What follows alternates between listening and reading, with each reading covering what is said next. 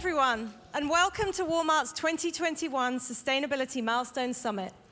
My name is Jane Ewing, the Senior Vice President for Sustainability at Walmart. Welcome to all of those of you who are joining us virtually, and to those of you here today in the Walmart headquarters auditorium. It's so exciting to see you in person after over 18 months. Of course, safety is of the utmost importance to us, and we ask that everybody here in the live audience, please keep your masks on throughout the program. Our speakers will remove their masks briefly while they're speaking and will maintain the recommended social distance. Now, Milestone, as many of you know, has become somewhat of a tradition at Walmart. It's a moment in time to reflect, to engage, to inspire, and to discuss how we continue on the path to becoming a regenerative company. Regeneration is a mighty word. It signals a profound shift in how we pursue change. It alludes to how we're shifting from conserving to also renewing and replenishing. Today, you're going to hear several examples of how we're bringing this work to life and accelerating our efforts across our sustainability strategy in the areas of climate, nature, waste, and people. You'll also hear from some of our suppliers about how they're setting equally ambitious goals and collaborating with us on scalable projects, and from NGO leaders who continue to work with us on our journey. But before I dive in, I want to take a second to acknowledge the moment we're in. The recent United Nations report on climate change has negated all doubt about the urgency of the climate crisis. It's here, on our doorsteps. We're in the critical decade of action. It really is now or never. It means we must move, and we must move fast, faster than we know is possible. We must come together with our scale and influence, and we can truly make a difference. So thank you all for joining us today. Let's kick things off by taking a quick look at this video about our commitment to regeneration, and then welcome Walmart's President and CEO, Doug McMillon, to share more about our journey and where we're headed next. Thank you. Together, we set a goal to become a regenerative company. One company focused on conserving and replenishing our planet, doing less harm, and creating more good. Decarbonizing our operations and eliminating waste, while also restoring, renewing, and replenishing nature. Advancing prosperity and equity for the people who participate in our product supply chains and beyond. Together, we continue to move beyond sustainability to regeneration. We're making progress. An estimated 36% of our electricity needs are supplied by renewable energy, and we've diverted nearly 81% of our operational waste from landfills. And we're sourcing more sustainable commodities like private brand coffee and canned tuna. And we're working to make responsible recruitment a standard business practice. But there remains much to do, and we must act quickly. If all of us work together with urgency, we have the power to fight climate change and nature loss. Businesses, NGOs, governments, communities, and individuals, all of us. Join us on this journey as we help build a regenerative future for all.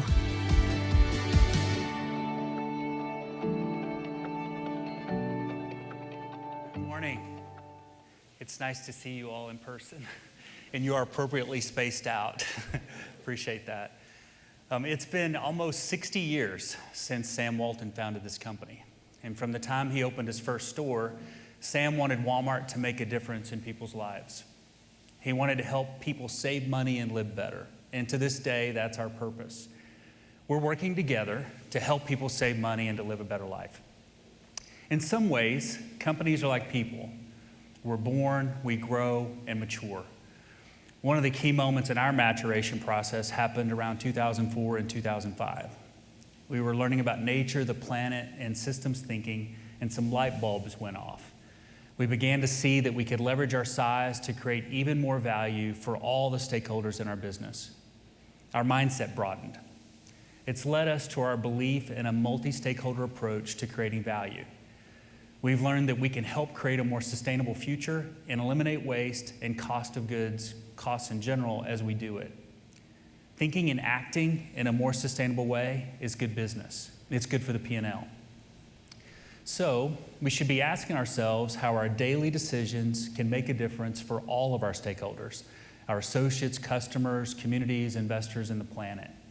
Giving everyone a chance to live better still means offering affordable prices and convenient services that save people time and money, But how we do that expands to consider all of our stakeholders. One of our goals is to build trust, and we build trust by using our company as a force for good. We've set 4 priorities when it comes to using the strengths of our business to serve our stakeholders and society in ways that makes us a better company. First, creating opportunity. Economic opportunity for associates and suppliers, as well as advancing equity within Walmart and society. Second, strengthening the communities where we operate. Third, upholding the highest standards of ethics and integrity. And then lastly, partnering with many stakeholders to strengthen sustainability. Last year, we decided to take all this work to the next level by setting a goal to become a regenerative company. Regenerating means restoring, renewing, and replenishing in addition to conserving. It requires placing nature and humanity at the center of our business practices. We're collaborating with others to rewire the systems we all rely on so these systems generate better outputs. Our regenerative approach has driven us to raise our ambitions to set new goals that serve people and protect our planet. Today, we're here to ask you to help play a bigger role and to talk about our work in sustainability. Scientists tell us that the world has pushed its natural resources to the point of crisis, resulting in degradation and loss of critical landscapes, the loss of species of plants and animals, and the acceleration of climate change. This growing crisis will impact life even more than it is today in the communities where we operate and throughout our supply chain. The needs of people and living systems are not conflicting priorities. Social equity and economic prosperity depend on the planet's natural systems. So we must restore the complex network of relationships between nature and humanity that are essential for people to thrive and achieve equity and prosperity. With regard to climate, more than 3,100 Walmart suppliers have taken action to avoid a cumulative total of more than 416 million metric tons of CO2 through Project Gigaton since 2017. Thank you to our suppliers for all your hard work to get there. Let's accelerate the momentum to eliminate a gigaton of greenhouse gas emissions before 2030. We're also charting a path to source 100% renewable energy by 2035 in order to hit our goal of zero emissions across our own operations by 2040. And we're working with community leaders, industry, and government so that this work also builds trust, promotes environmental justice, and presents opportunities to consider the benefits of climate action more expansively for our associates, our communities, and our supply chain. From a waste perspective, we're advancing a circular economy that transitions away from a take, make, dispose approach to an eliminate, circulate, regenerate approach. This integrates reuse and regeneration of materials and energy at all stages of development. By 2025, we want to achieve a zero waste in our operations in the US and Canada and reach 100% recyclable, reusable, or industrial compostable private brand packaging. To achieve these goals, we'll need to implement creative solutions like the Beyond the Bag initiative, which innovates beyond the plastic retail bag and identifies solutions that could serve a similar function. It highlights the power of delivering convenience for customers and decreasing environmental impact at the same time. By the way, congratulations to our Walmart Mexico and Central American markets for your work toward eliminating plastic bags. Here in the US, in August, we launched in-store pilots and tests of new design solutions to combat plastic waste. We look forward to moving past this experimentation phase on our journey. Regarding nature, scientists tell us that protecting, restoring, and managing forests, oceans, and grasslands could provide a third of the solution to climate change. That's why we're working to source at least 20 commodities more sustainably by 2025. Also, along with the Walmart Foundation, we're committed to helping protect, manage, or restore at least 50 million acres of land and 1 million square miles of ocean by 2030. Place-based partnerships like the Midwest Row Crop Collaborative are vital to accomplishing this work. That partnership employs regenerative practices around important crops like rice and corn, supporting improved outcomes for soil health, greenhouse gases, water quality and use, biodiversity, and farmer livelihoods. We know many of our suppliers are participating in place-based partnerships and commitments like this one too. So we're creating pathways through Project Gigaton to report progress on restoration efforts. We'll hear more about this later. We also believe it's the responsibility of business to respect human rights, and we aspire to use our capabilities and influence to bring about positive change at scale. We're working with suppliers, governments, and members of civil society to make responsible recruitment the standard business practice across our global supply chain by 2026. We have an opportunity to improve conditions in our product supply chains and ensure more fair and equitable outcomes. This past year, Walmart sourced more than $13 billion worth of goods and services from about 3,000 diverse suppliers in the United States. Since 2017, the Walmart Foundation has also awarded more than $52 million in grants to help support nearly 300,000 farmers in India, Mexico, and Central America, 44% of whom are women. The time for action is now, and it's urgent. Achieving regeneration will require a movement across Walmart and, frankly, across the business sector. It'll take each of us to reach this goal. And today, I'm calling on each of you to ask yourselves, what more can I do? How can I drive regeneration in my work, community, and beyond? I want you to think creatively, work collaboratively, and move with urgency. We're problem solvers, so let's solve these problems. We need every Walmart associate to consider how we can push our business to go further and faster to lead in regeneration. Some of our leaders are highly engaged and they're distinguishing themselves by their actions. I'd like to invite a few of them to share more details on what they're doing to embed regeneration into their work, make our business more sustainable, and maximize value for our stakeholders. And I want to start with Tom Ward. Tom, if you would, go to that socially distanced mic way back there in the middle of the auditorium. I don't want to be more than 42 feet away, close to you. Tom's working on last mile for the company and doing a fantastic job. And Tom, we know our customers want delivery, we know they want more assortment, but how do we do that in a way that is more sustainable? Yes, exactly right, Doug. You know, customers want what they want when they want, and increasingly they want the item with much greater speed. But we are fantastically positioned to win in this space. You know, when you think about it, we've got 4,700 stores located 10 miles from 90% of our population. And increasingly, the role that store's playing is as a shoppable fulfillment center. So what we're doing today is when a customer goes online and buys an item, a television, a microwave, whatever it might be, our algorithms are looking at where that item exists, finding that item in a local store closest to our customer, allowing us to pick that item from the shelf, send it a short distance via last mile without heavy over packaging. And oftentimes, Doug, that item will arrive to the customer within hours instead of days and will have traveled a handful of miles instead of hundreds. And increasingly here in the local area, those deliveries are being made on our electric vehicle fleet. So we're really excited about that. And that's not all. You know, if you think, we've made investments in companies like Cruise and DroneUp. And as we speak, Cruise are delivering items to our customers in Scottsdale, Arizona, using autonomous, fully electric vehicle fleets, which we can expect more of in the future. And just last week, I got the chance to visit our DroneUp site here in Farmington, Arkansas, where the team were preparing operations so that soon, when a customer places an order for an item, Doug, they might get it in as little as 10 or 15 minutes in the air via an electric drone, relieving congestion on the road. So when it comes to last mile, I think we can be disruptive, fast, and sustainable. I don't think we have to choose. Tom, that's awesome, and I really appreciate your leadership in this space. You've been doing it for some time, and you're figuring out a lot of things, how to solve some of these problems. In this moment in time, to build a fleet that is more electric than it would have been if we had built it years ago is a fantastic moment for us, and I'm glad we're seizing it. Thank you for what you're doing. Thanks, Doug. I want to get Megan and Pratibha to come up next. They're key leaders representing our Sam's Club business. And Megan, we'll start with you. How are you looking at engaging the Sam's Club member in this journey towards regeneration? Yeah, sure. So at Sam's Club, we like to say we're member obsessed, and we have a ton of rich data and insight on our members, and that allows us to design and curate items for them.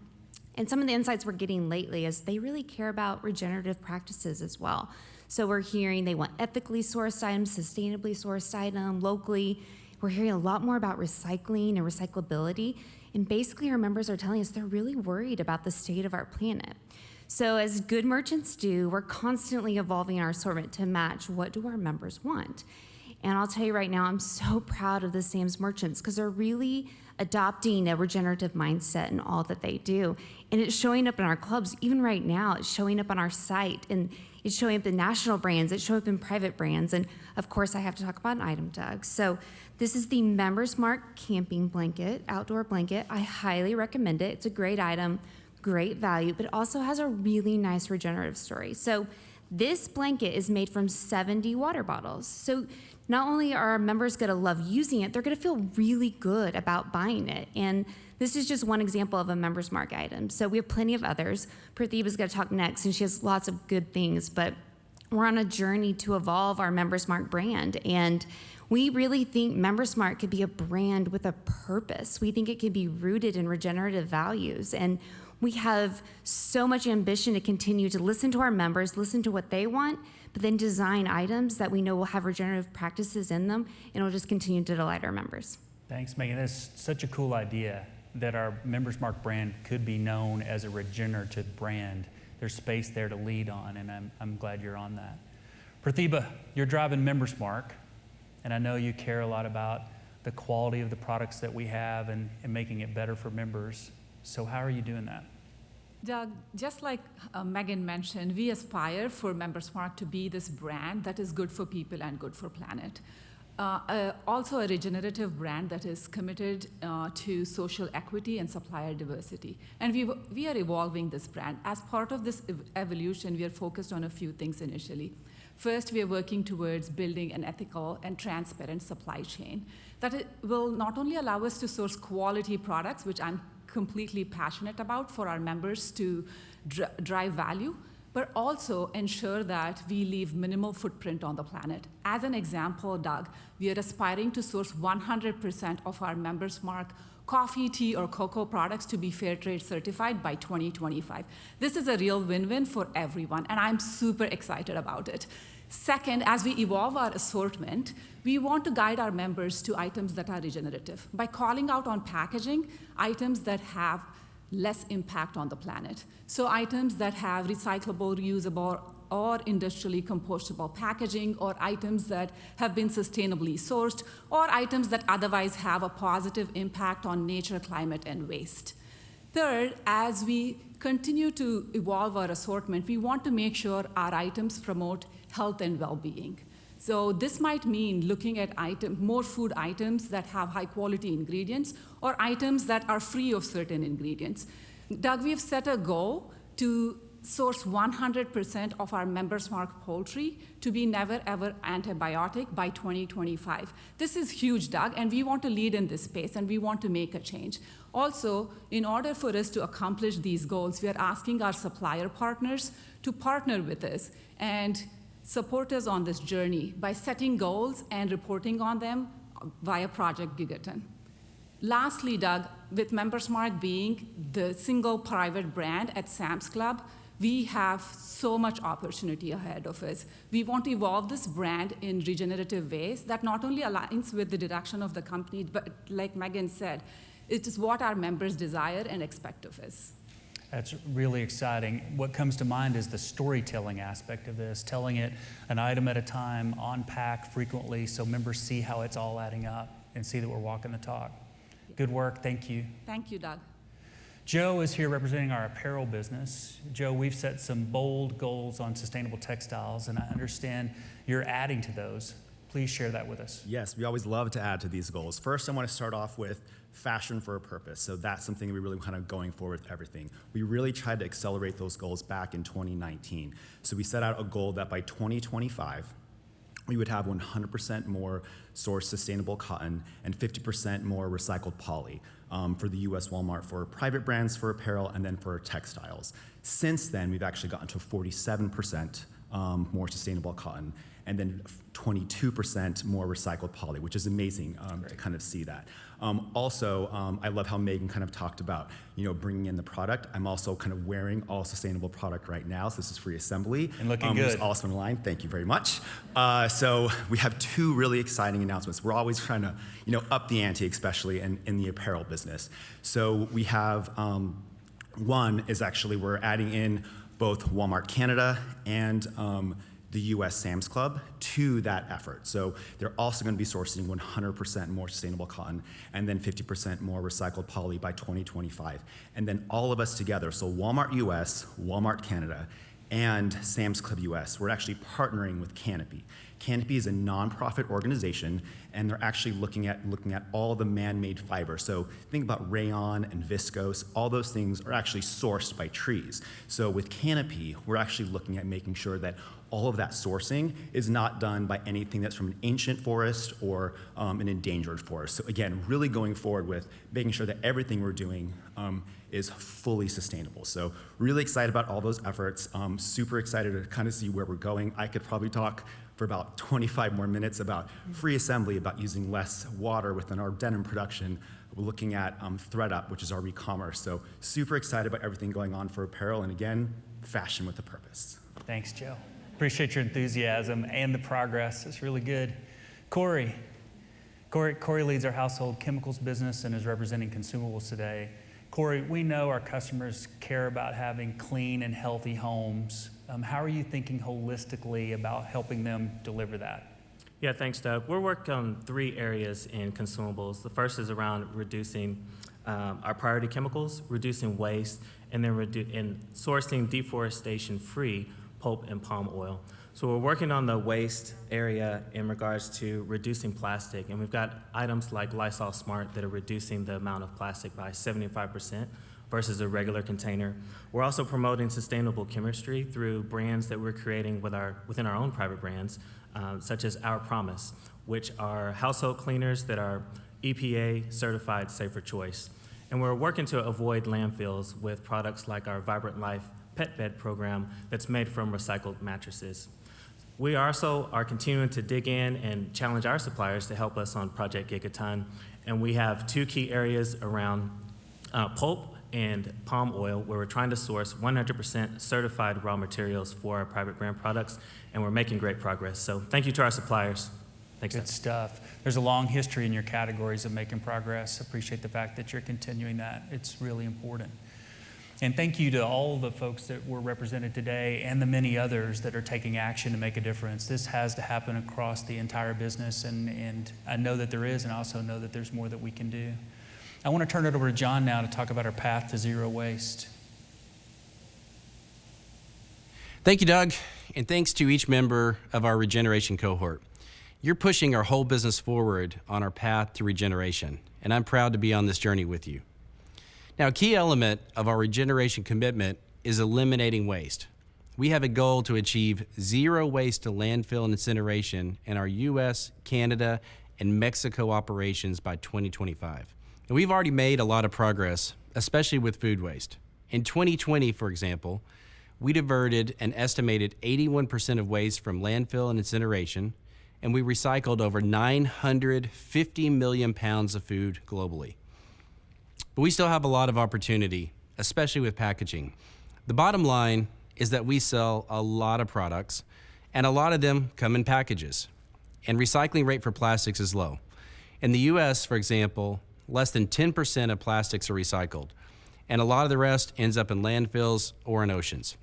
And Walmart Global Private Brands has already set an ambitious goal to achieve 100% recyclable, reusable, or industrial compostable packaging by 2025. Many of our national brand suppliers have set similarly ambitious goals. But we want to pick up the pace, and I'm pleased today to announce a new goal. By 2025, we want to achieve a 15% absolute reduction of our virgin plastic footprint. Virgin plastic footprint. That means our plastic that is produced from new material rather than recycled material, and this includes plastic bags, film, plastic private brand packaging, and we can make a difference by using recycled content or alternative materials or by reducing packaging altogether. Now, this new goal is part of our commitment with the Ellen MacArthur Foundation as we pitch in on the shift to a circular economy. All areas of our business will need to be involved here, and in some cases, we can make simple changes. In other cases, innovation is key. We need cutting-edge solutions. And I'm excited about the Beyond the Bag Challenge, where we're working with other retailers to identify, test, and implement innovative design solution to reduce the use of today's single-use plastic bags all across retail. In August, we started testing 2 solutions in select California markets, including a kiosk system that customers can use to borrow clean, reusable bags, and has a digital tag and an app that offers rewards and tracks impact. We also launched bagless pilots this year at our stores in Maine and Vermont. And we recently rolled out an enhanced flexible film collection program to all Walmart stores in the US. The bins allow for customers to recycle flexible plastic they can't recycle through their curbside pickup programs like plastic bags, bread bags, and dry cleaning bags. Now, we're excited to learn from these pilots and ultimately find solutions that we can scale. Now, one of the things that I love about Walmart is seeing our associates identify areas for improvement and then getting to work on them. So I'm excited now to turn it over to some of our merchants who have been hard at work to help reduce our plastics footprint. Thanks, John. It's great to hear about how Walmart is leading on the path to zero waste. A few of us wanted to join you and share some examples of how, along with our suppliers, we're making changes in some of the products we buy for our customers to reduce waste. I'll kick us off. We've all been cleaning more since the pandemic began, but once we've used our cleaning solutions, the containers often end up in landfills. A new Lysol disinfecting cleaner we're testing uses the same bottle for up to 8 years. This means our customers can use up to 75% less plastic and save money over time. What if I told you that Walmart is now diverting 20 million mattresses in the US from landfills each year? With our private brand, Vibrant Life, we identified materials that could be recycled into premium pet beds.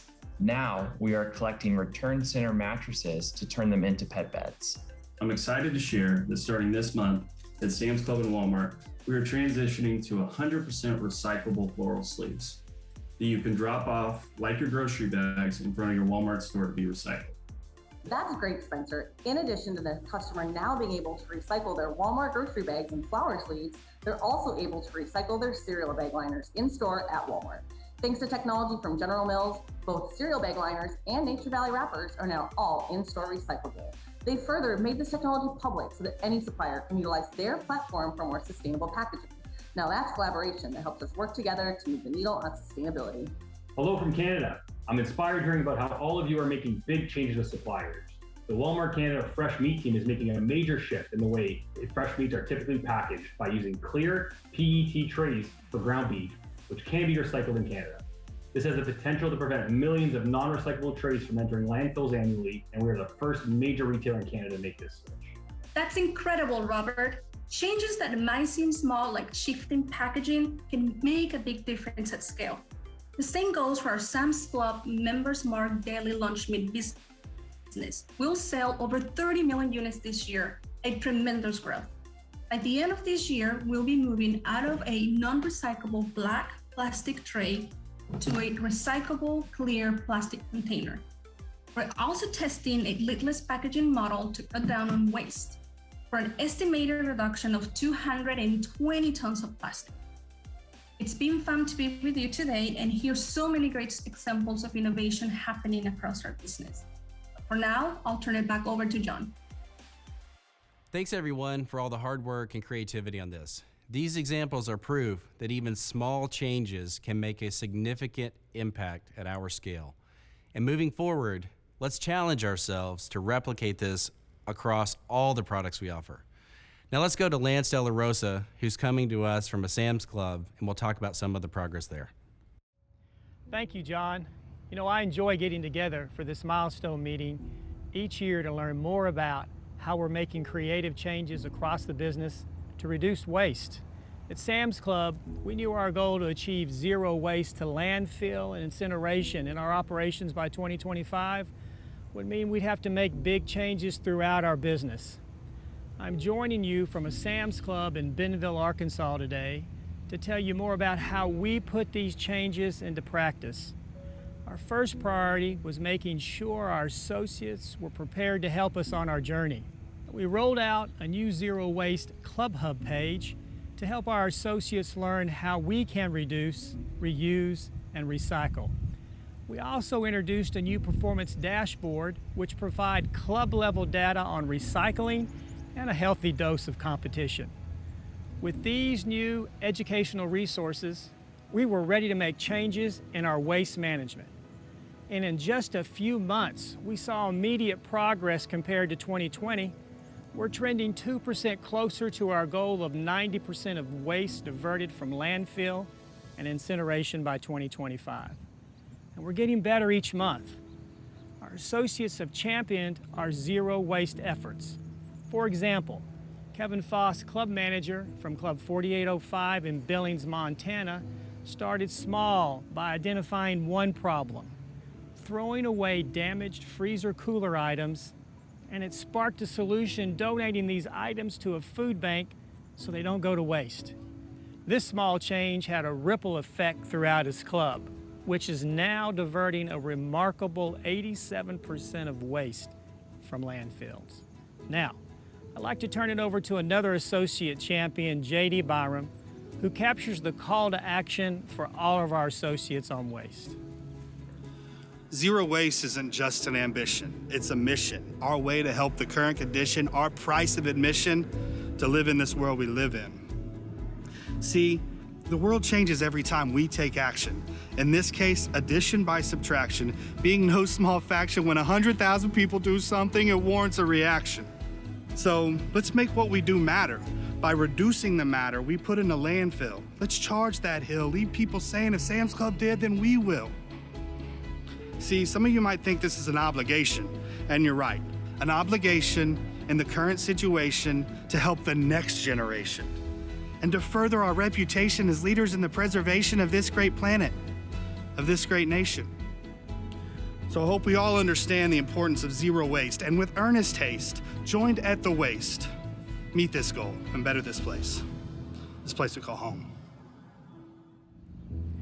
Thank you, JD. I hope you all enjoyed that inspiring message. It'll take all of us to make a difference. Our goals on waste are based on how we can help the environment and help our members at the same time. In April of this year, we expanded our food donation program in all clubs beyond fresh, also including grocery and consumables. Since launching the expansion program, grocery donations have increased by over $4 million. This program is better for the environment, but also better for people. Now, I'm happy to kick it over to Charles Redfield, who will be telling us more about how Walmart, Sam's Club, are working to do the same by restoring nature to help people and our planet. Lance, thanks so much. It's just great to hear the work you're doing on waste reduction. You know, it happens to be really important to us in food as well. You know, it really just starts by connecting people and the environment, doesn't it? You know, I'm here to discuss yet just another way and another pillar of our approach to becoming a regenerative company, and that's about nature. We all know that Walmart operates at large scale. You know, I happen to believe that has a great impact on sustainability. We can have a great impact on sustainability. It's good for business, it's good for our communities, it's also good for our planet. By 2050, climate change is likely to affect the production, distribution, and in some cases, the viability of food and other consumer products that depend on agriculture. Incorporating regenerative practices across our supply chain also supports long-term community resilience and allows us to build a stronger, more sustainable business. By sourcing sustainably, what we can do is we can commit to promoting the well-being of our customers, also the places where they live. So in 2020, we responded by elevating our ambition. You heard Doug talk about that just a few minutes ago. We set an aspiration to restore, renew, and replenish the planet, including agricultural product supply chains. We made a commitment to help protect, manage, and restore at least 50 million acres of land and 1 million square miles of ocean by 2030. We did this together with the Walmart Foundation to help reverse nature loss. This aspiration builds on our commitment of more sustainably sourcing 20 key commodities by 2025. Includes fisheries, forest, and agricultural supply chains. Now, already we've made some unbelievably meaningful progress. For example, by the first quarter of this year, we had met one of our seafood goals early, right? We have 100% of our sustainable, our shelf-stable sustainable seafood from our private brands in Walmart US is 100% sustainable. We're so proud of that, and we beat that goal. You know, it's Marine Stewardship Council certified, and you're gonna hear a little bit more about this, about tuna, in just a few minutes. We're really excited about that. We also began sourcing 100% of our private brand coffee sustainably. And today, 98% of our private brand coffee sales, both in Walmart and in Sam's Club in the US, are certified sustainable. It's not all either. We're working across many other commodities to source sustainably, you say that, source sustainably and partner where needed. Today, we're going to take a look at one of these approaches that we are truly excited about. And we're going to look across oceans, forests, and agriculture to connect both people and nature. Now, first, let's take a few minutes to better understand this work and what this transition to regenerative agriculture will require and what will it look like. What will this truly take? We're lucky to have with us today a renowned expert. He's a longtime advisor to us, and he's here today to walk us through how we can bring systemic change through place-based solutions. Please join me in welcoming Carter Roberts. He's the president and CEO of the World Wildlife Fund. Carter, I'm going to hand it over to you. We destroy the planet at our peril because it is our home. Right now, the consequences of our broken relationship with nature are all too apparent. Climate change is wreaking havoc in the world, and the loss of nature figures heavily in the math of greenhouse gas emissions. Biodiversity loss is accelerating, with populations of mammals, birds, fish, amphibian, and reptile species declining by 68% in a single lifetime. Land conversion and illegal wildlife trade set the stage for zoonotic disease spillovers more and more around the world. And it is clear then that we need to act quickly to secure nature. The question is, what's the best approach to deliver the results at the scale we need and the time we need? That's where place-based solutions come in. These solutions embrace landscape and seascape level approaches to conservation that acknowledge the infinite and brilliant complexity of nature and touch down in real places and communities. That means they also bake in the fundamental importance of engaging local peoples, government, civil society, and others who have the most at stake in securing these places. WWF has been proud to partner with Walmart and quite a number of the suppliers attending today's meeting, such as International Paper, Unilever, Hewlett-Packard, and Procter & Gamble, in designing and implementing place-based solutions in places as far-flung as Sabah, Malaysia, Brazil's Atlantic forest, and the northern Great Plains of North America. Together, we're also accelerating more sustainable approaches for producing and sourcing products such as palm oil, pulp and paper, and more.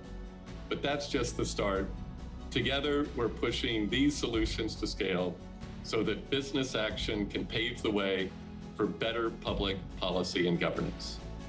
Our work together on place-based solutions matters because it enables us to simultaneously address the ongoing climate and biodiversity crises while also protecting human health and delivering real benefits to local communities. For when we protect a place, that means we also support livelihoods for local peoples in a way that hears their voice and respects their agency. It means we lock in sustainable approaches to development and land use that keeps carbon in forest, trees, and soil, and keeps nature intact and all the benefits it provides to people. It means we build partnerships across sectors that ensure durability and long-term success and not just short-term gains. We are excited about the potential for these approaches to deliver big results against the many challenges the world faces today. We urge all of you listening to consider how you might play a role in accelerating place-based solutions around the world. And at WWF, we stand ready to help.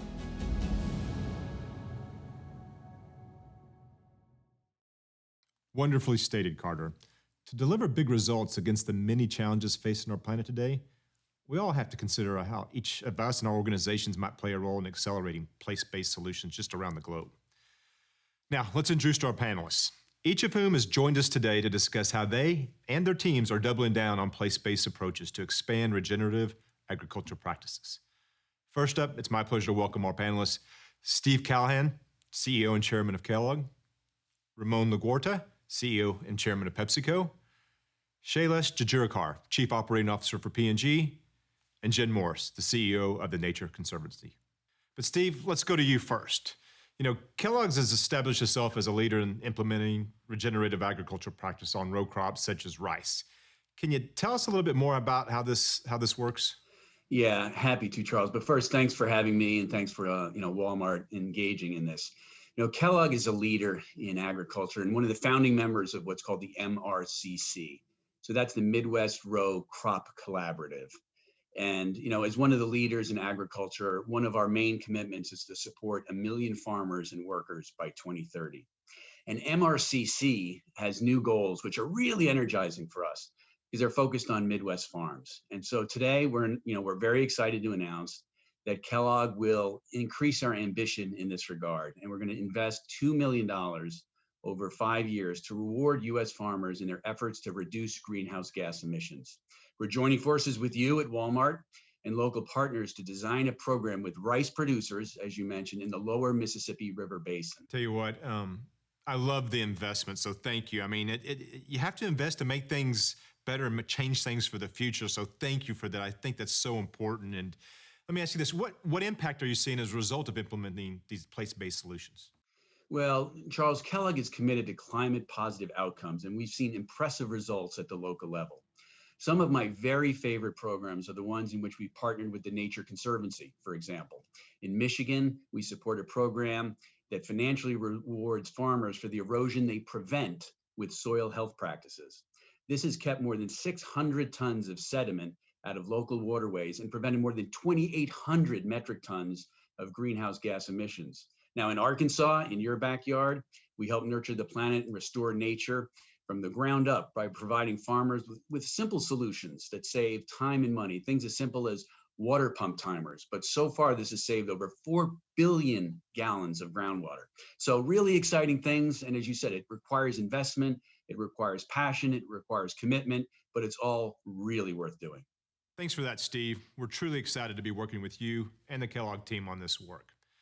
Now, Ramon, let's go to you next. And thank you again for joining us on this Milestone meeting. Thank you, Charles. Thank you for hosting me.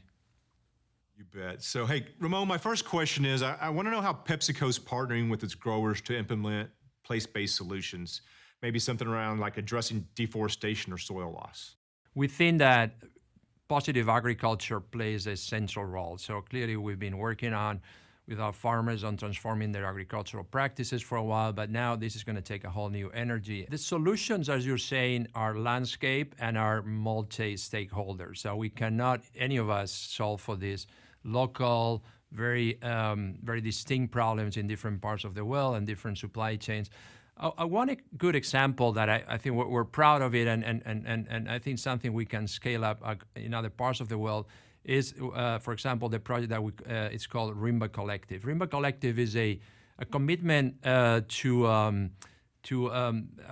transform about almost 500,000 acres in Southeast Asia linked to the palm oil supply chain. The way it works is that there are several founder members that we have committed to purchasing palm oil at a slightly higher price and using that money, that extra money, to be given back to those communities in the way of improving their P&L by generating additional income streams to the farmers in those areas where deforestation is happening. We're also involving the Indonesian government to try to set the right policies on the ground to support those farmers to, instead of continuing deforestation, to start reforestation. Yeah, I love that work, and I love the way, multiple companies are coming together to solve these really hard problems because they're not easy. Your team's also been leading the landscapes work stream on the forestry through the Consumer Goods Forum's Forest Positive Coalition of Action. So if you could just tell us what you expect collective action to influence implementation of plant-based solutions at scale globally. What makes you hopeful around this? Yeah, this is, it connects with the point I was saying earlier, Charles, which is we're all trying to solve this problem vertically within our supply chains and our crops, and in our case, cereals or potatoes or oranges, or so very vertical. When you go to the real physical geography, you see there are multiple supply chains and they're all interconnected. And the solution is around this end-to-end connectivity versus our vertical supply chain. So what we're trying to do through the consumer good forums is precisely, leverage first the scale, but then is the complementarity between us. And this complementarity is what will help us go to better solutions for the particular location that we're working on. So much potential here. Thanks for that, Ramon. Now, next up, let's talk to Shailesh Dejurkar, Chief Operating Officer at P&G. Shailesh, last year P&G joined us to talk about your commitment to natural climate solutions. And I know that P&G has done a lot, been exploring the role that you can play and help protect nature beyond your existing commitments. It'd be great to hear an update on your efforts. Thanks, Charles. First, let me acknowledge the leadership of Walmart and the other companies on the panel today. It's inspiring to see the full scope of efforts underway to protect and restore nature. Last year at this event, Walmart announced your new nature commitments and issued a call to action for others to accelerate efforts on protecting nature and biodiversity. While P&G had efforts underway to protect and restore nature, your call to action got us thinking about what else we might do. Over the last year, we have worked with Conservation International to understand how companies like P&G set targets similar to the approach Walmart used. While we are not a food or agriculture-based company, we do use commodities like palm oil that tie back to land use. We used our commodity footprint to derive a spatial target for nature. So today, I am pleased to announce that by 2030, P&G will advance projects that will protect, restore, or more sustainably manage over 1.5 million acres of land. For perspective, that is roughly 2 times the size of the state of Rhode Island. The projects that we advance will drive meaningful benefits for both planet and people. That is fantastic news. It's great to see a company in consumer products setting a nature target. Now, can you give us a sense of how this might come to life? With our target defined, our next step will be to work with NGO partners to help us define the criteria we will use to evaluate projects, and then begin to build out the portfolio of projects that can deliver our target. So thanks for all you're doing, Charles, to encourage us to do more, and we are excited to keep raising the bar on this. Shailesh, congratulations to you and P&G for setting this target. It's truly great to see this progress. Now, let's move forward with our fourth panelist today, Jen Morris from the Nature Conservancy. The TNC has taken a unique and innovative approach to place-based solutions. Jen, can you just share how you're starting to apply this new model in place-based solutions to address the challenges in the tuna supply chain, just in particular? Absolutely, Charles. Thanks so much. It's a pleasure to be here. And from what we've heard today, it's clear that the climate emergency, biodiversity loss, and the moral imperative of human rights all require a new approach to doing business. And it's so encouraging to see Walmart's leadership here. So the Nature Conservancy has a 70-year history in place-based solutions. We also have deep experience working with corporate partners like Walmart. And one thing we've learned together is that supply chain resilience starts with transparency and local buy-in. Our work to build sustainable tuna fisheries is a great example. The current tuna supply chain lacks transparency and prevents Pacific Island communities from capturing the full financial value from one of their most important natural assets, the ownership of their fishing grounds. So the Nature Conservancy is partnering with the Republic of Marshall Islands to launch a new sustainable tuna supplier that will maintain ownership of the tuna product from dock to distribution, and then reinvest the profits in their own communities. It's called Pacific Island Tuna, and we're incredibly proud to work with Walmart as our initial retail partner. The goal is to transform the tuna supply chain by providing best-in-class product traceability, strict environmental and social standards, and profit reinvestment in Pacific Island communities. Jen, I couldn't agree with you more. This business model for tuna is completely encouraging. I'm personally passionate about it. So with that, could you do us the honor of introducing our final guest, a key partner in the Pacific Island Tuna Co-op? Absolutely, Charles, with pleasure. It is my distinct honor to introduce our key partner, the President of the Marshall Islands. As this initial country partner in this venture, we believe other Pacific Island nations will soon follow and hopefully join the Tuna Co-op to begin recouping the benefits of their ocean resources as well. Please enjoy these comments from the leader of the Republic of the Marshall Islands, President David Kabuya. Yagwe friends and partners of Pacific Island Tuna, on behalf of the government and people of the Marshall Islands, I extend warm congratulations to Pacific Islands Tuna and its RMI partners on the launching of this innovative development venture aiming to promote sustainable marine resources management and the economic opportunities for developing our beloved country. The tuna industry contributes significantly to our income, and so it is in our best interest to manage it sustainably and keep the tuna stock at a healthy level. Walmart is the first retailer to commit to resourcing from Pacific Island tuna. We are honored to be working with the largest global retailer by volume, but we also believe that this will be catalytic for the world's fishing industry. Some people call us small island developing states, but we think of ourselves as big ocean states. By partnering with Walmart, we will demonstrate to the rest of the world that we can do better for both people and planet at a price they can afford. Once again, I wish the Pacific Island Tuna and partners best wishes in the years to come. Moldada and Charaman. As you heard, landscape initiatives are key to driving environmental sustainability while also addressing social concerns, truly putting people and nature at the center. And through these initiatives, we're bringing the entire ecosystem, suppliers, governments, landowners, communities, all together to work on unlocking a sustainable future. And finally, we're thankful for our key suppliers for their commitment to and advanced these practices on key commodities such as rice, tuna, palm oil, and paper. Our teams at Walmart remain committed to addressing these challenges, and we look forward to continuing work with our suppliers, NGOs, and governments to doing this together.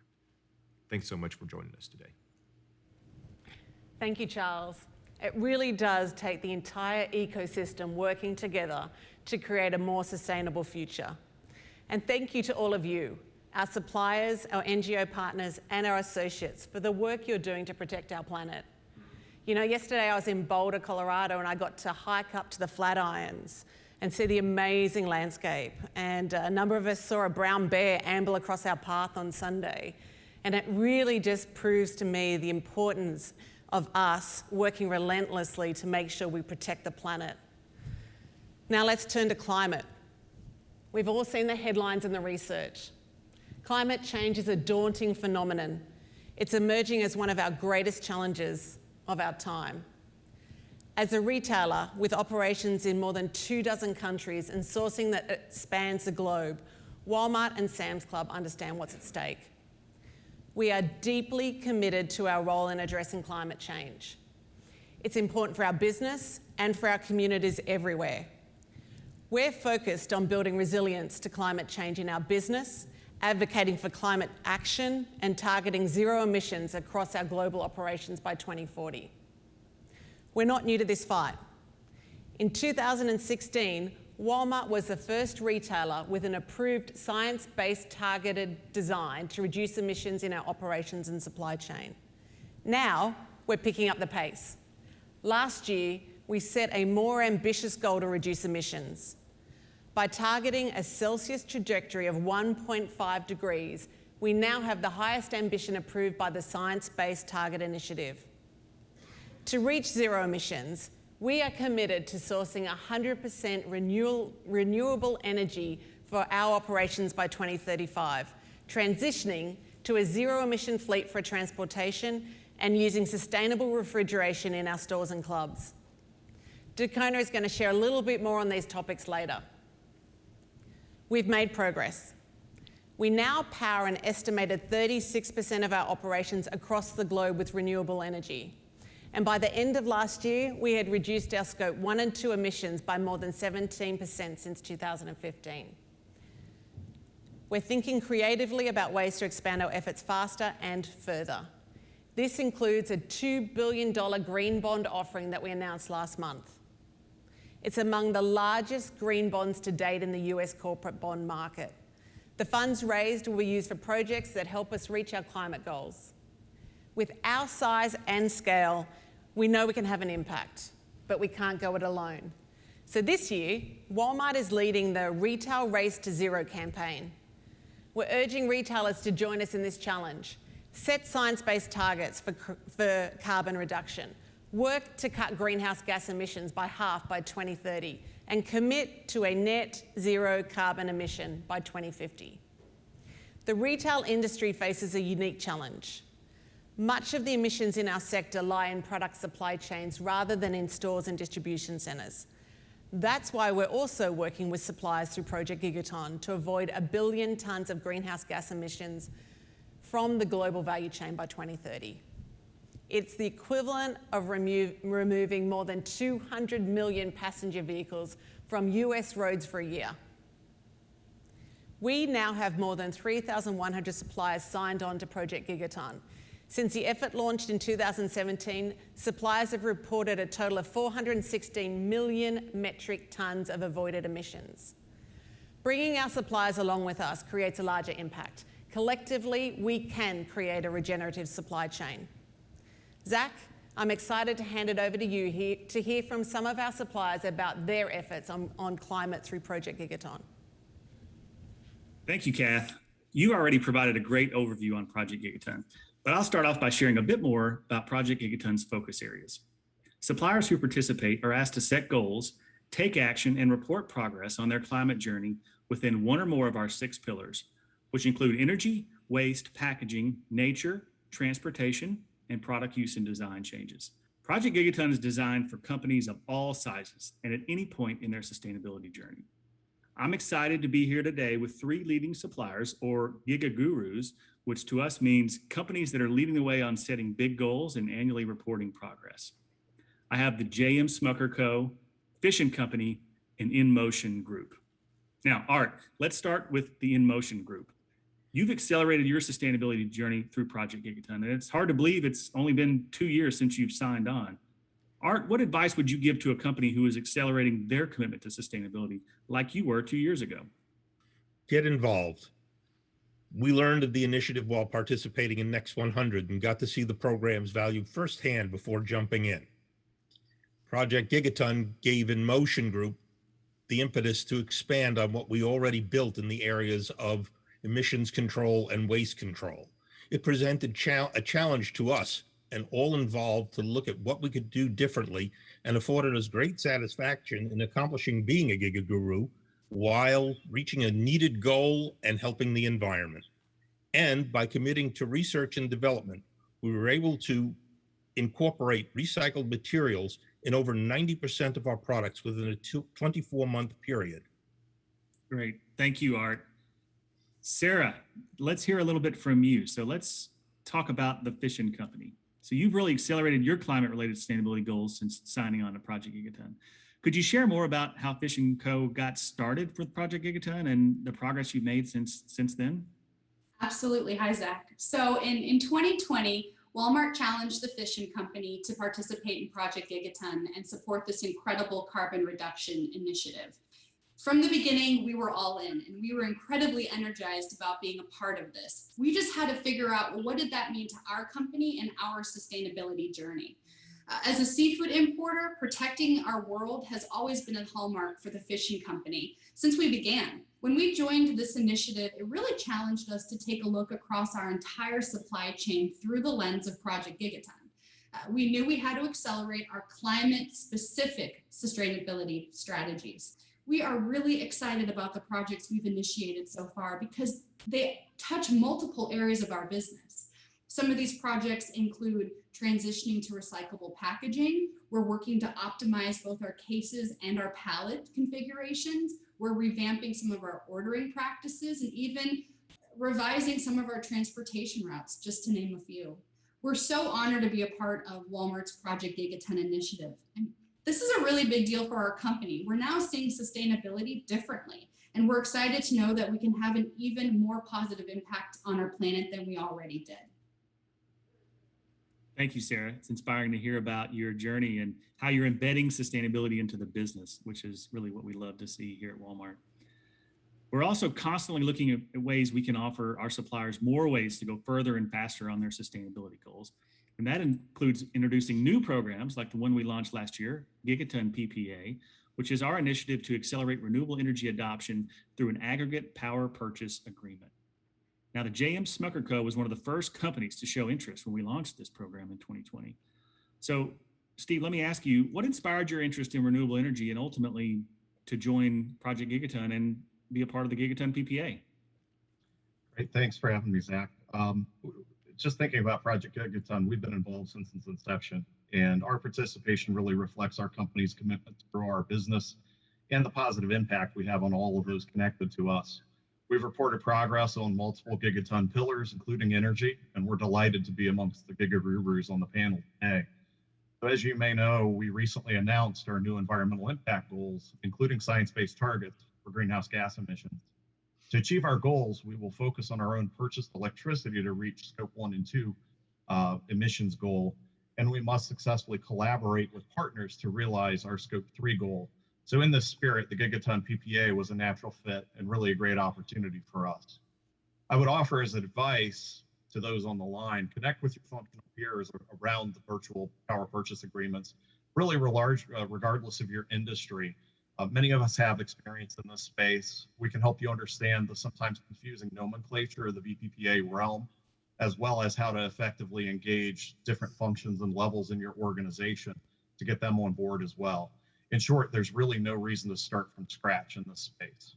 Thank you, Steve. Thank you for that call to action. It is, it's very important that we have every supplier join us and get involved in Project Gigaton. It's critical to the success we have. And we're actually in the midst of survey season right now. So thank you for suppliers that have already reported. And if you haven't reported, we encourage you to do so by November 5th, the deadline. So Art, Sarah, Steve, thank you so much for joining today. And we really appreciate your role in helping Walmart spark collective action on climate. Thank you, Zach. And thank you to each of our suppliers for working with us on Project Gigaton. These are just 3 examples of how Walmart is engaging suppliers on a journey to net zero emissions. As we've mentioned before, it takes collective action to make meaningful progress. Now, let's check in on Descuda, who's coming to us from a store to tell us more about how we're reducing emissions in our operations. It's really great to see how suppliers are driving forward on sustainability through Project Gigaton. I'm proud of our goal to achieve zero emissions in our operations by 2040 without carbon offsets. But you might be curious on how stores will play a role in achieving this goal. Today I'm outside of one of our supercenters to talk through some examples. 2040 might seem like a long time away, but we need to make meaningful progress right now. To start, we must use energy efficiently. As our existing buildings and equipment age, we work to replace equipment with high-efficiency technology. Our largest source of emissions comes from electricity. There's a lot that goes into powering our equipment, lighting, air conditioners, and product features. We committed to power our facilities with 100% renewable energy by 2035, and we are about 36% of the way there now. From large-scale wind energy in Texas to community solar projects in New York, we are using many different renewable sources. We have more than 550 renewable on-site and off-site projects in operation or under development. Refrigeration is key to reducing emissions. The air cooling equipment we use to keep our food safe and fresh requires a lot of energy. Our goal is to transition to low-impact refrigerants for cooling in our stores, clubs, data centers, and distribution centers by 2040. And this journey has already begun in hundreds of our facilities. Walmart Transportation serves thousands of stores and millions of customers every day. And we committed to transition our fleet to zero-emission vehicles by 2040. Being in the early stages of this journey, we are working with equipment manufacturers and others on testing various solutions. We're excited to bring more sustainable vehicles to your neighborhood. You may even see one on your street soon. We believe we can be an industry leader in a zero emissions future. These changes may seem small now, but just imagine the impact once implemented in all of our locations around the globe. Judith, over to you to tell us how Walmart International is driving sustainability. Dakona, thank you. Some amazing things that we've heard about from everybody today, and I love some of the work that's happening in operations there. You know, what's true, and one of the themes you've heard today, is how small things multiplied have these ripple effects and can add up to really major change.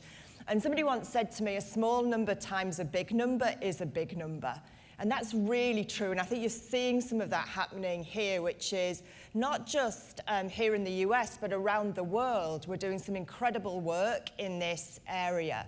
And I wanted to highlight one of our markets in particular here, and I'm delighted that I'm joined today by Ayo Barbeito, who is our CEO from Walmart Canada. Ayo, thank you for joining us today. It's good to see you.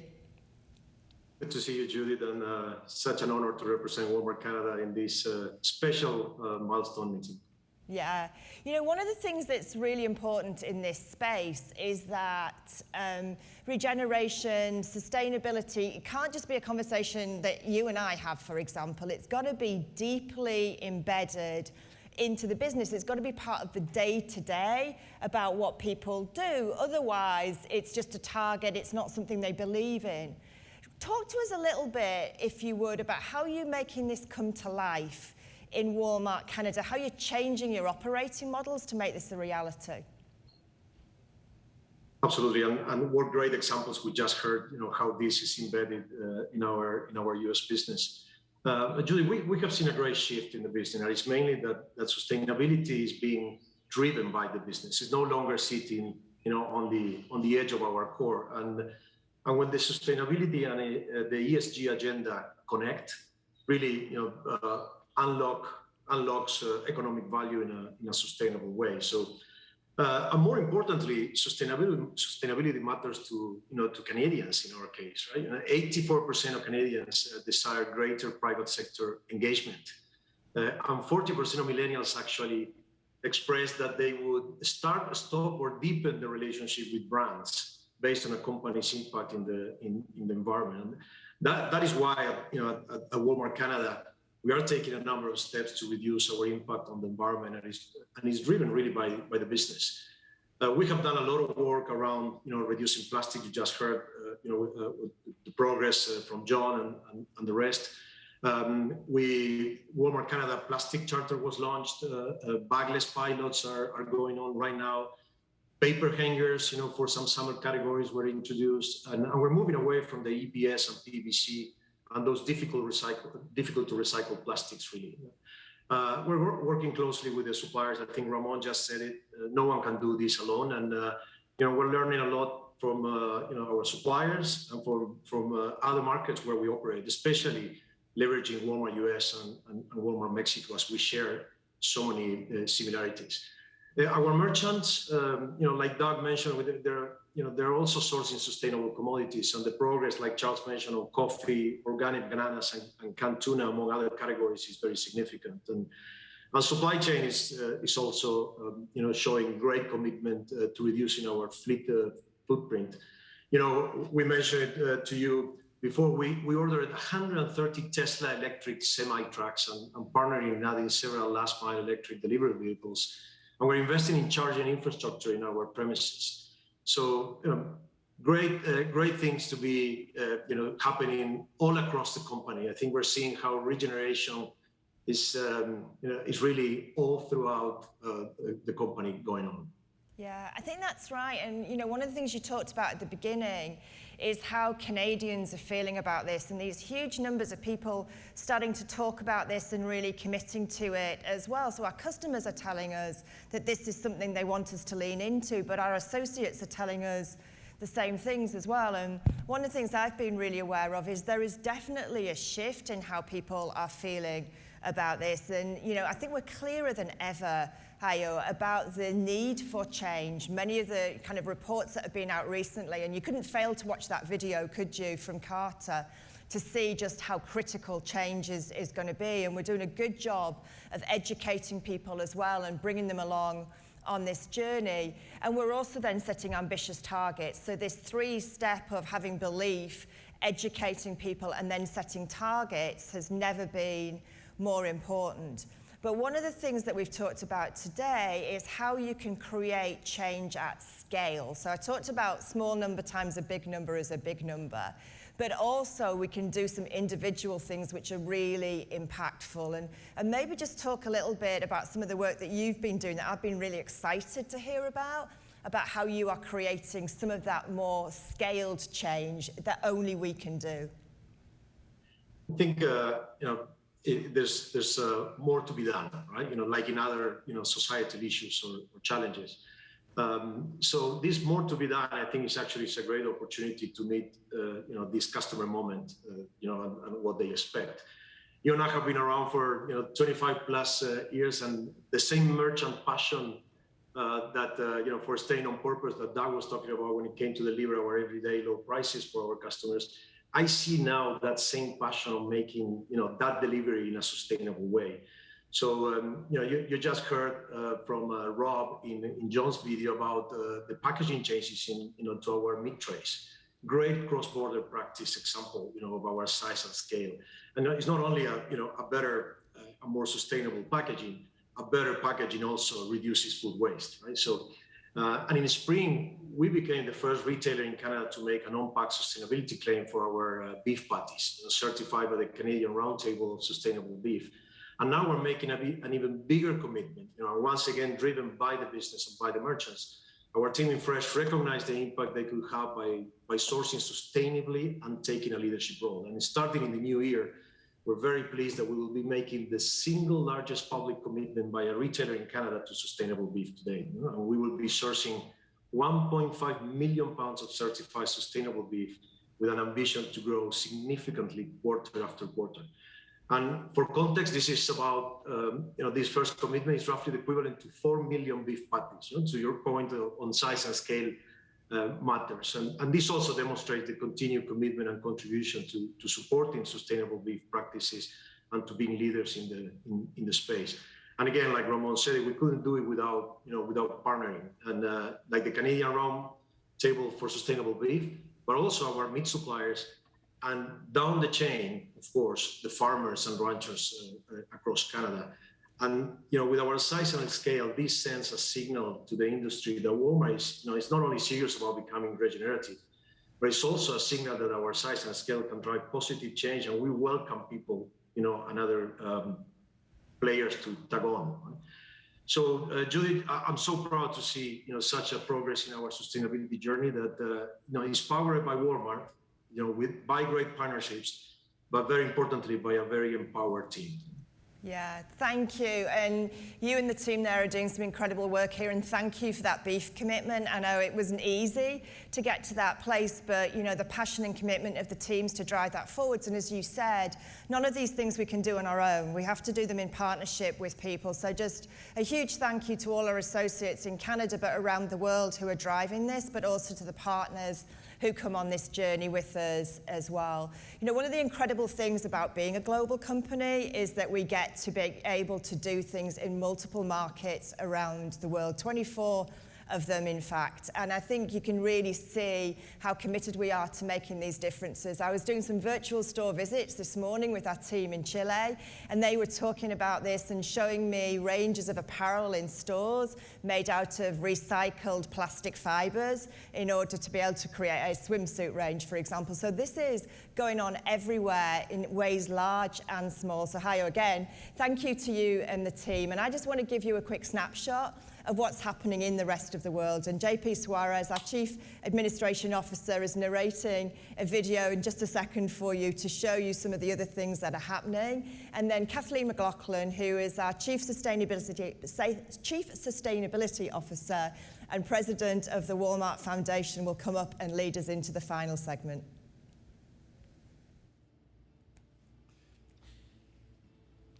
Around the world, our associates are doing good, helping us reach our goals to become a more regenerative company. Our commitment to reduce and eliminate waste around the world has never been stronger. We set a goal to be zero waste to landfill by 2025.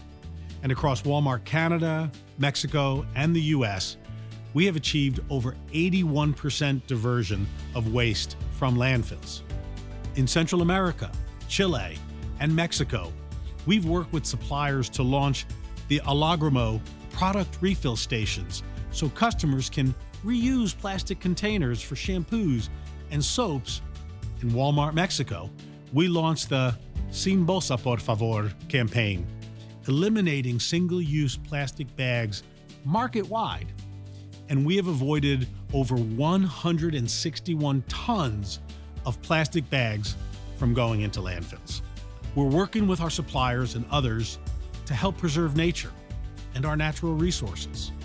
In Walmart Canada, we made a commitment to help protect pollinators and the food supply chain by sourcing 100% of our fresh produce and floral products sold in-store from suppliers that adopt an integrated pest management practice by 2025.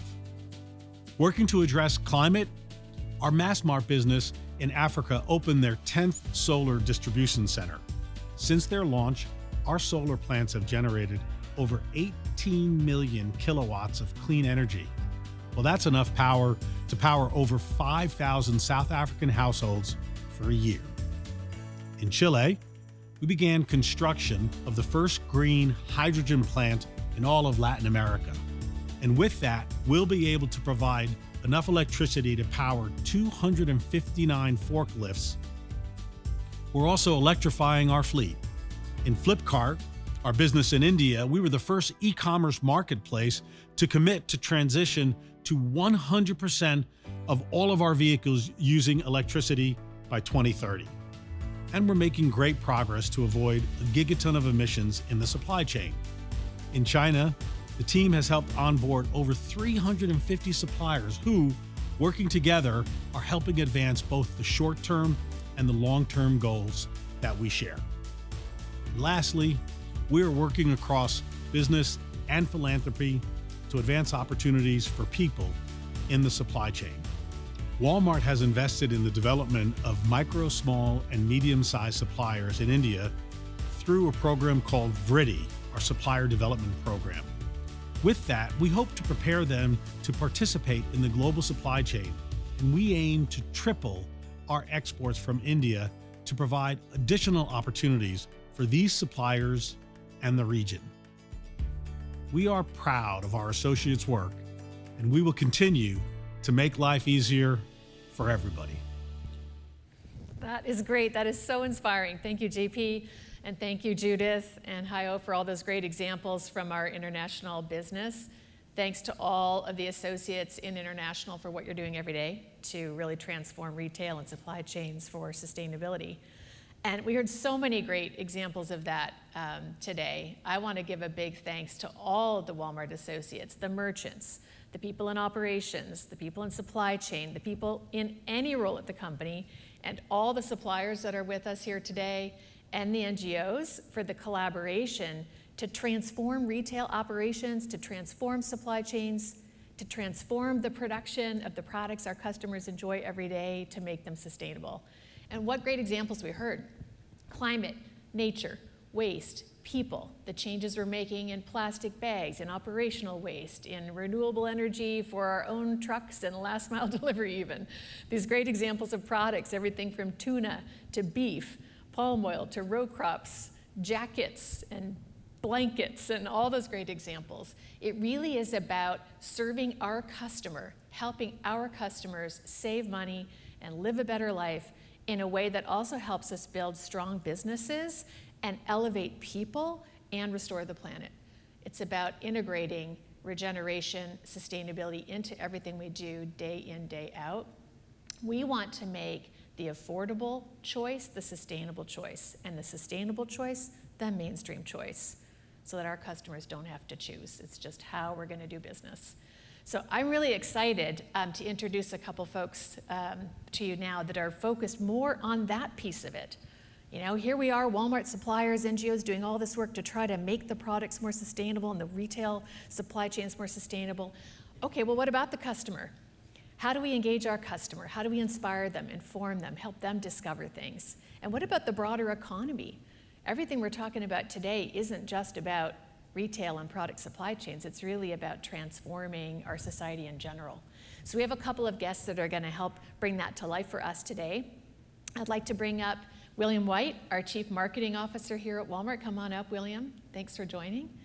And also with us remotely, we have Ani Descuda, who is the President and CEO of World Resources Institute, an organization that we work with pretty closely on a lot of these programs that we've been talking about today. So William, let me start with you. There's something super exciting that you and your team launched in this last month, Built for Better. Tell us about it. Well, for sure. Well, first of all, I just want to say today has been an incredible day, and I'm happy to be a part of it. I think that, you know, our size and our scale and our scope have been referenced a few different times. And, you know, I think that at our size and scale, we have an opportunity, we have an obligation to make this world a better place. And it's very clear from the conversation today that we're making meaningful progress on this great regeneration journey. And, you know, I think that our customers rely on us for value and for values. And I think that with the work that we're doing, we're making a meaningful impact for them. And you know, one of the things that we hear from our customers is that this world of sustainability, the world of regeneration, it can be confusing.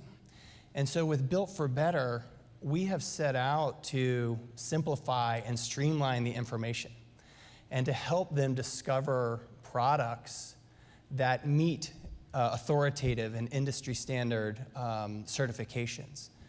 And so Built for Better is a program that we put together to really create clarity for the customer and create confidence. And it has a couple components. There's Built for Better for You, which is focused on ingredients and wellness and nutrition, and Built for Better for the Planet, which is focused on you know, products that help reduce the impact on our natural resources and on the environment. And so we've created clear icons that are a part of our products. We've brought together a digital hub where people can find and discover these products. And I hope that this does create you know, more clarity and confidence for the customer in the products that they're buying. That's exciting. I think we have a minute just to roll the video real quick. Yeah, let's take a look. We have some really exciting work to tell our story, and so let's take a look at that. We believe everyone deserves to live better. And just being sustainable isn't enough. Our future depends on regeneration. That's why we're working to not only protect our planet, but restore, renew, and replenish it, so we can all live better tomorrow.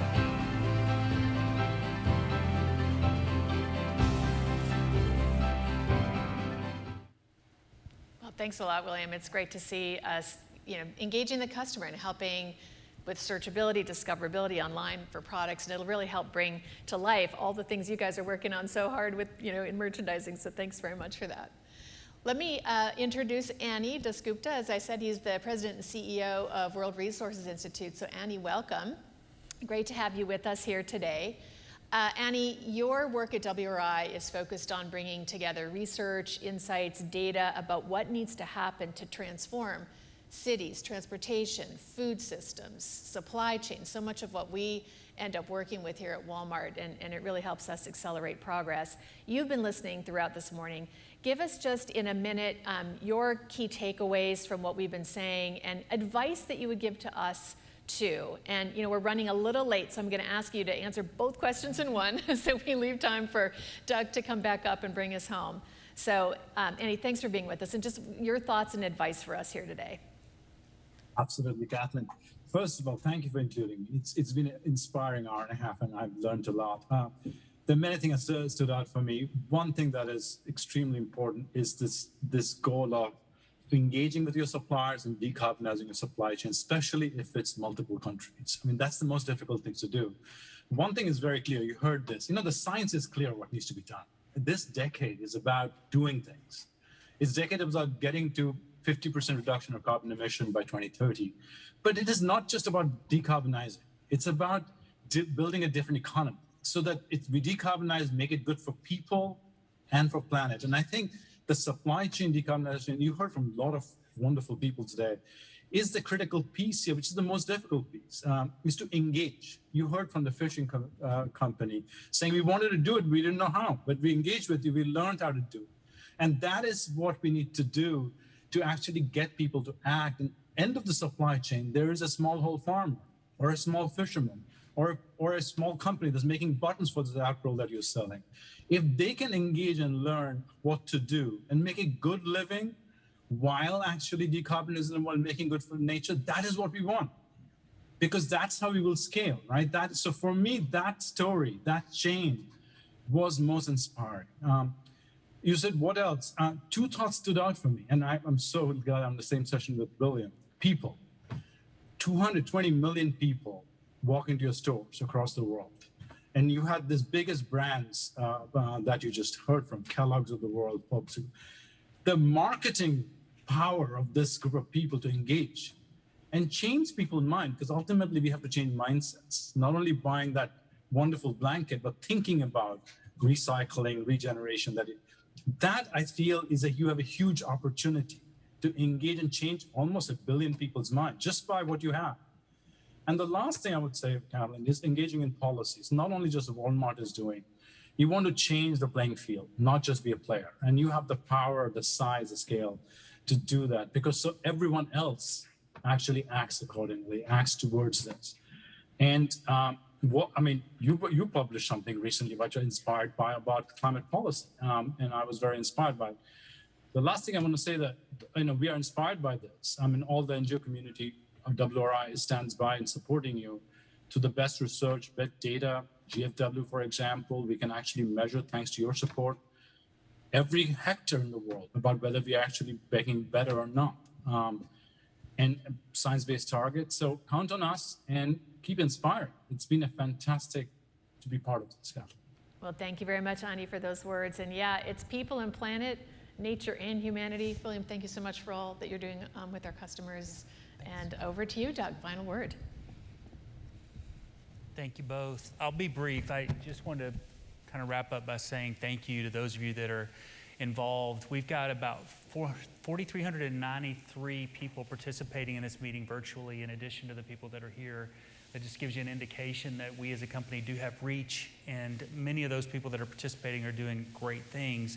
Go recruit somebody else to help. Like we all need to do more, and we need to get more people involved so that that number continues to grow. We can make a difference, and it's good business. This is good for our company. It's good financially. All of these stakeholders fit together. And you can see from the examples today, whether it's a product category or it's the countries, we're all making some progress. We just want to accelerate that and broaden it and get more people involved. So thank you very much for what you're doing already, and thank you for what you're going to do in the future. I'm tempted to lead a Walmart cheer to wrap this thing up. Are we allowed to do that? Can we stand up and do a Walmart cheer? It's been a while. I think I can remember how to spell it. Give me a W. Give me an A. Give me an L. Give me a squiggly.